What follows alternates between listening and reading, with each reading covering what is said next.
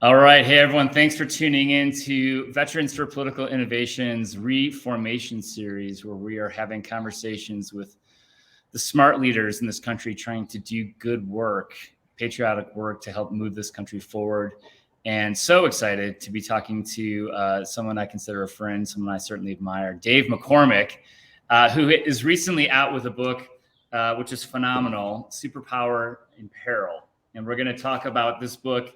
That's a pessimistic title, but it's a battle plan to renew America. And Dave has graciously agreed to join us and spend some time talking with us. I'm not going to read Dave's full bio because we could be here longer than the 20 minutes we have allocated. But Dave has just done a number of extraordinary things, including having served as Chief Executive Officer of Bridgewater Associates, which is one of the largest investment management firms. He was the U.S. Treasury Undersecretary for International Affairs under President Bush, and has been CEO of publicly traded companies, which he talks about in the book. Importantly, most recently, he ran for the United States Senate in Pennsylvania and can speak to that experience, and is a former Army officer, having attended Westpoint and served during the first Gulf War. He also has a PhD from Princeton School of Public and International Affairs, and has done numerous things beyond that. I like to refer to him as Doug McCormick's brother, because Doug is an old friend. So I'm going to give him that accolade as well. Does Doug. Dave, great to see you, and thanks for spending some time with us here. Hey, thanks for having me, Todd. Really a pleasure to be with you today. So I consumed the book, and it really is a phenomenal read. Encourage folks to get it. But let me just ask you, why did you write this book, and why now? Well, I started writing the book a couple of years ago, long before I thought about running for the Senate. And it was based on the fact that I thought the country was headed in the wrong direction. And, everybody was talking about decline and the inevitability of decline. And certainly I see the decline, and I talk about that in the book, in economic terms, military terms, spiritual terms, but decline's a choice. And so I wanted to write a book about renewal. And so while the title is very ominous, Superpower and Peril, the book is actually very optimistic in laying out an agenda, a plan for renewal. And that's what the book is about how to renew America, the kinds of policies we need, but also the kinds of leadership. So let's stay in this kind of grim picture for a moment, because it is, this sort of inevitability of the story of American decline, but yet you are also an optimist. So what do you mean when you say that we're caught in a cycle of stagnation, decline, and disillusionment? How do we sort of get to this place? Well, I just think about across just about every dimension. In economic terms, we have $31 trillion of debt. We have inflation that's at a 40-year high. We have social mobility.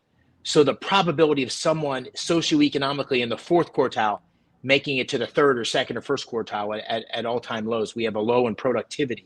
So in economic terms, we're struggling. In military terms, we're threatened really by an existential threat in China and a declining military capability and national security capability that's anchored in our inability to keep up with some of the technological changes that are happening in the world. And then spiritually, as I talk about in the book, I think we're in decline as well, where some of the fundamental building blocks of America's exceptionalism, our free market system, capitalism, the basic notion of merit, the belief in the exceptionalism of the American experiment, those concepts are being challenged. And so for those reasons, just three grim statistics, 75% of Americans live paycheck to paycheck. 3/4 of Americans think that their kids are going to be less well off than they are. And 80% of Americans think the country's headed in the wrong direction. So that's the picture that I paint as the starting point for where we are. And there's, there's lots of root causes for that, but I think it crosses both parties. And I think it's ultimately an absence of leadership to take the country forward. But that's the starting point. And then the rest of the book is about the battle plan to fix it. Mm-hmm. Yeah, we're going to kind of get back to leadership, because that is sort of the undercurrent that without which things can't seem to sort of happen, at least not at the pace in which they need to. So I thought this was interesting in the book, where you're talking about sort of this picture of pessimism, we'll call it, anchored in some real data. But then you draw parallels to the late 1970s when similarly there was sort of not reason for optimism. And yet on the horizon was sort of what, President Reagan framed as morning in America, right? So is that a possibility for us? And what does that look like? That's part of the reason I'm optimistic, which is that this is the American story. We get to the edge of the cliff and we pull ourselves back. We get to the edge of the cliff, we pull ourselves back. I was just reading a great book recently, Chernow's autobiography of Ulysses S. Grant. And you see these moments of history where we're, the future of the country is in question. And that was the case in 1979. And I remember it. I'm older than you, Todd, so I remember pretty well. We had double-digit inflation. We had something like 16% inflation. We were in recession, so it was stagflation. We had gas prices that were, sky high. At the time, we had odd days and even days. So depending on the day of the week, you could only get gas on the day that lined up with your with whether you were odd or even. And my dad had this car, which was called a Country Squire. It was a station wagon. It was like a half a block long with wood siding.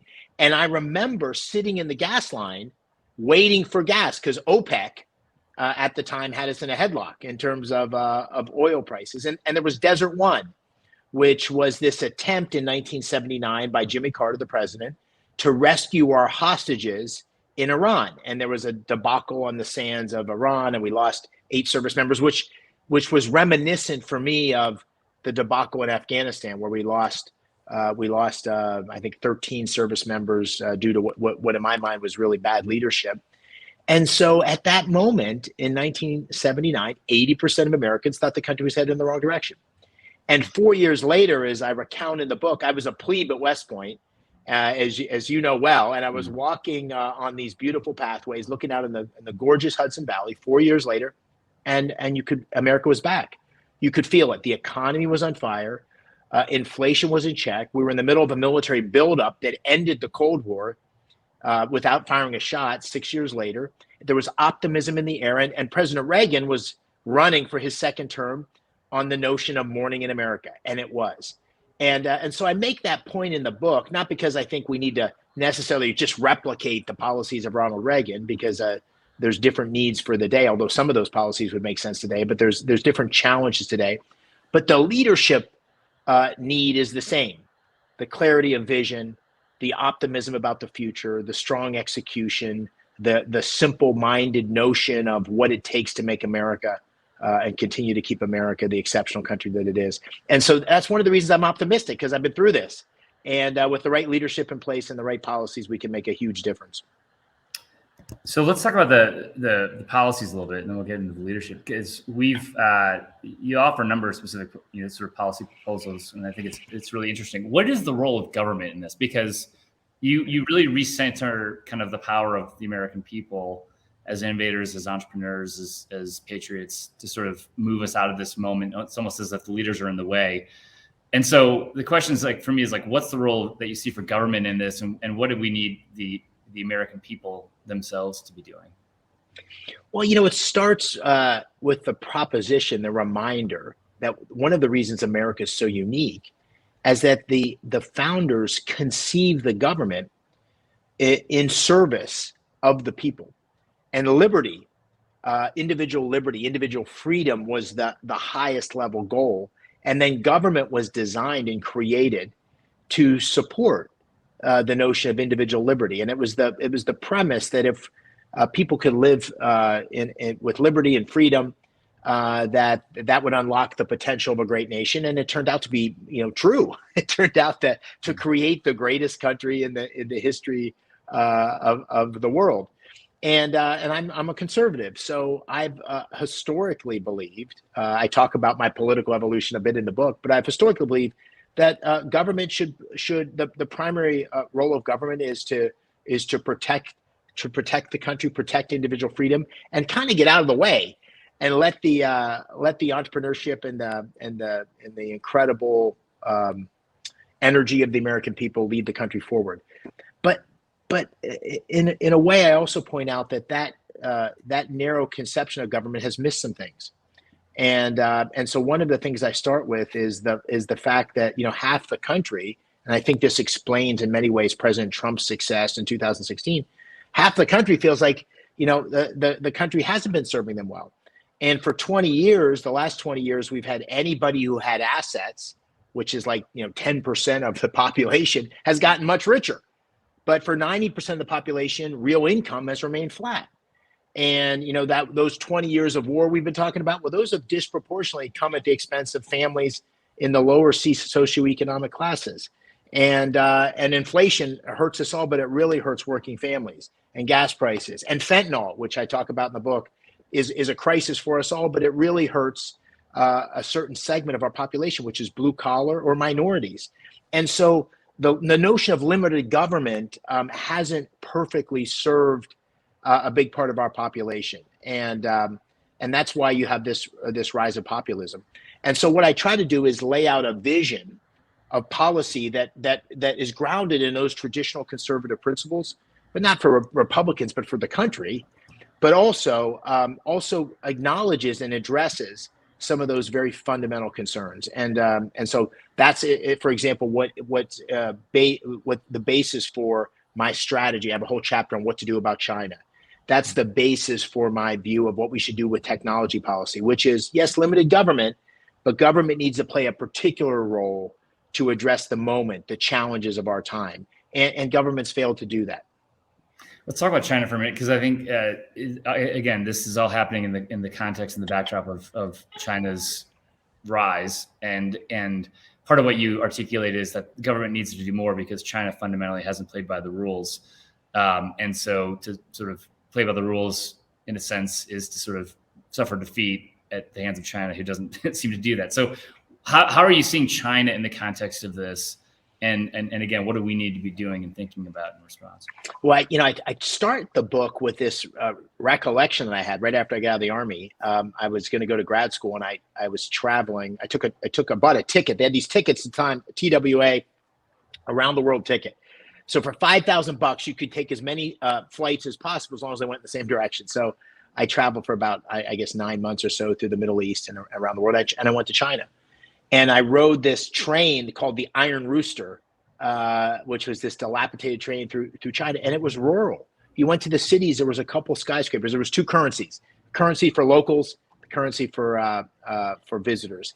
And I would go running in the morning, and you would hardly see you would never see anybody who wasn't Chinese. I mean, they looked at me like I was an alien, and I was an exception. So it was a very rural, undeveloped economy. And then I talked about going back 15 years later, and you have this massive 10-lane highways going into Beijing and skyscrapers and cranes everywhere. And that is the miracle, the economic miracle of China. And what has occurred in the last 30 years is a very systematic strategy, which has been based on, unfortunately, on thievery, stealing U.S. technology. It's been based on creating a state-centered economy that's built enormous military capability, and a geopolitical strategy that's really displaced American interest around the world. And so in one sentence, I would say China has a plan for world domination. What's ours? And the answer is we don't have a plan. And so what the book lays out as a plan, and the plan has two pieces, really. The first piece is go to the gym. We need to do a lot of work at home, right? We need to build out our educational system. We need to have a technology policy that works. We need to protect our data and use data for innovation. So it's like a muscle building at home. It's nothing China's doing to make us weak at home. What we're doing is making us weak at home. But then the second part of the strategy is to confront China abroad. And what I mean by that is strategically decouple. So we shouldn't let our semiconductor supply chains or pharmaceuticals be dependent on China. I frankly was dumbfounded when I learned during COVID that we're dependent on China for our pharmaceutical supply chains. I don't think most people knew that. Same with semiconductors. 90% of the world's semiconductors that we need are manufactured 90 miles from mainland China. It's complete madness. So we need to strategically decouple. We need to reduce and restrict our investment from America to China in ways that feeds the PLA, the Chinese military, and the Communist Party. So in this very moment, Todd, there are companies in the Silicon Valley that are investing in artificial intelligence companies in China who work with the PLA. Today, that's happening. Makes no sense. We've got to restrict that and have a restriction process for reviewing those kinds of investments. And we need to hold China accountable for bad behavior. Bad behavior with the Uyghurs and the horrible human rights abuses, bad behavior with COVID. The idea that COVID emanated from a wet marketplace in Wuhan when there's a lab there that was doing research on such viruses. I'm not sure what happened, but the idea that we can't actually get to the bottom of what happened with transparency and cooperation with the Chinese when we lost 1 million lives and trillions of dollars of value, that's a problem. And finally, we need to work with our allies around the world in Japan and Australia and in Europe to make sure that we're advancing a set of policies on technology, data, the military, and so forth that's checking China's aggression around the world. And we need to do that with wisdom. I'm not a big one for rhetoric and chest beating. I'm one for walking quietly and carrying a big stick, and that's what we need to do. So, as an American, I listen to you, and what I hope for is thoughtful leaders that rise to the forefront to meet the challenges and help build the vision, execute the vision. And yet, you just concluded a U.S. Senate campaign. So let me just bring this back closer to home, which is how do we invigorate political competition or get an environment so that thoughtful people can more often be running, more often winning, serving in official roles in government? What's your experience and perspective on that? Well, there's obviously lots of proposals for structural changes in the electoral processes, which deserve consideration. There's basic things like voter ID that would give people more confidence in elections that we need to move forward on. But I think the biggest problem is it's almost a spiritual problem. It's the fact that people of capability, people that of success don't want to run.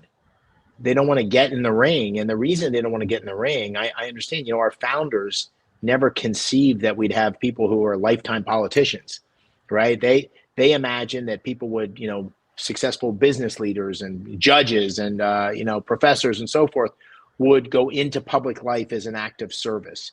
And we have less and less of that today. And part of the reason for that is it's brutal. It's tough to get in the ring. The metaphor I'd use on the campaign trail is plea boxing, which, in plea boxing, you go into the room and there's this old coach, a guy named Herb Creighton, who would say, everybody had to take plea boxing. He'd say, you can't win unless you're willing to get punched in the face.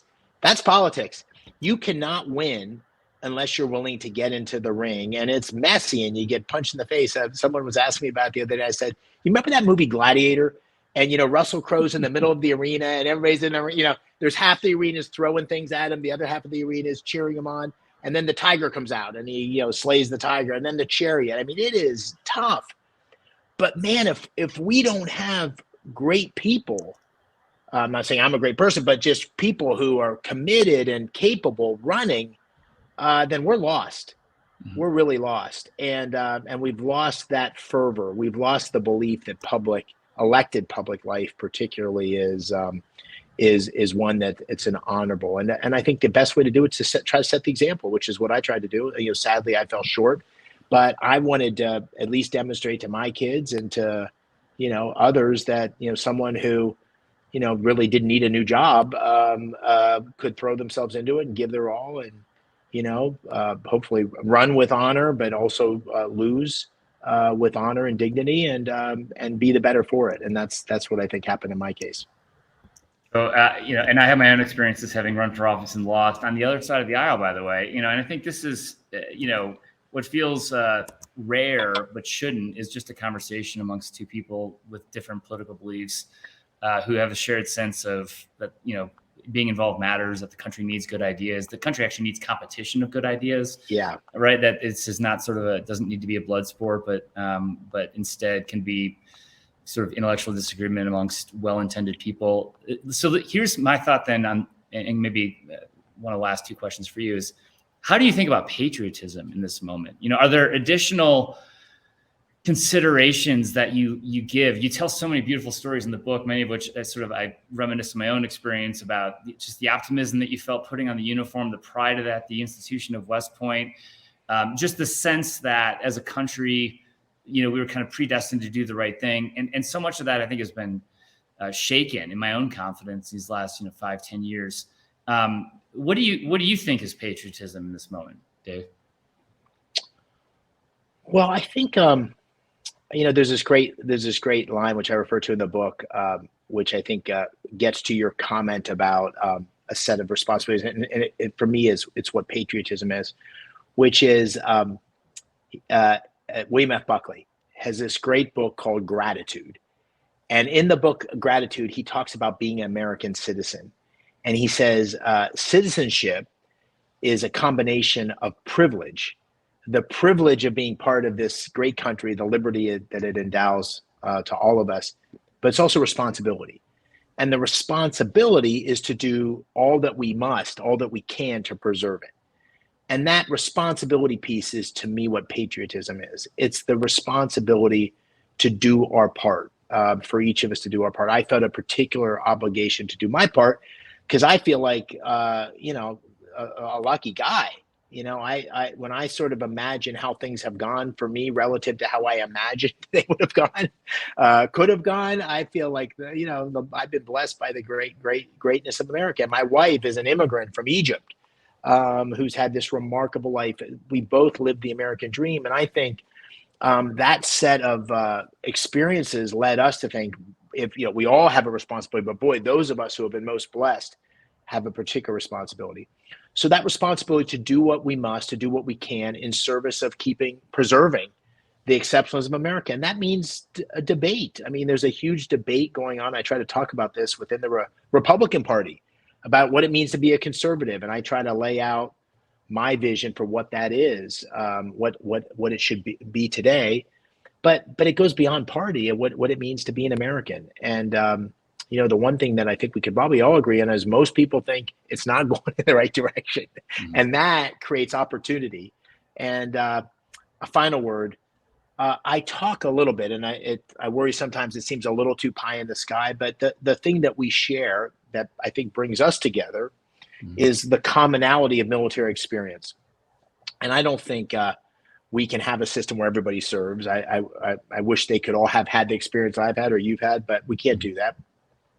But I talk about the benefit of that, and you remember it from your military service. But I had a platoon, in 1988, as it was a white kid from rural Alabama and a black kid from center of Newark, and a Puerto Rican platoon sergeant was 35, and I was 23, and he seemed like ancient and was kind of keeping me on path. And I don't remember, Todd, ever talking.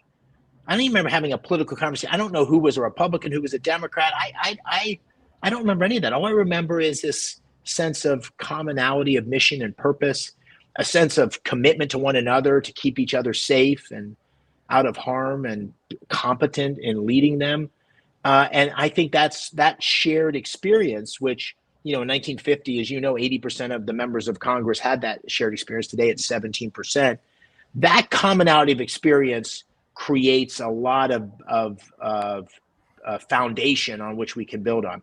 So we can't have that. I know we can't have that because our system won't allow for it. But maybe there's other ways that we need to create that commonality of experience. I'm deeply worried about our education system for lots of reasons, but particularly because it doesn't teach a history of America that, at least in my mind, for all its warts, shows this exceptionalism of America, which our kids will learn to love and want to preserve. I worry about civics and history. I worry about the lack of commonality across different parts of our country, the rural areas, the blue states versus the red states, the urban versus the rural. So I think finding commonality of experience and is part of the way that we'll find the foundations for making progress on some of the challenges before us. Dave, we certainly share that belief that patriotism is a sense of duty. I think the people that have volunteered with Veterans for Political Innovation are really trying to answer the question, what's my duty in this moment? It's maybe not the mission that we're choosing, but it's the mission that we think we've inherited. And certainly you've done your part and are doing your part. So the book is Superpower in Peril, a battle plan to renew America. Dave, thanks so much for the time and all that you're doing. Todd, thank you for having me. Thanks for your leadership, and I really appreciate being with you today.